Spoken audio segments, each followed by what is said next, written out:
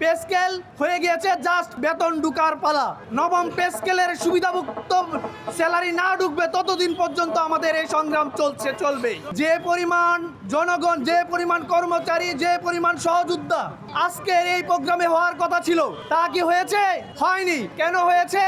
একটা বিশেষ চক্র অলরেডি অনলাইন এবং পোর্টাল নিউজের মাধ্যমে ছড়িয়ে দিয়েছে যে পে স্কেল হয়ে গেছে। পে স্কেল হয়ে গিয়েছে জাস্ট বেতন ঢুকার পালা। এই কারণেই মূলত আমাদের সকল সহযোদ্ধাবৃন্দ আশাহত, অনেকটা হতাশ হয়ে আমাদের ঘরে বন্দী হয়ে রয়েছে।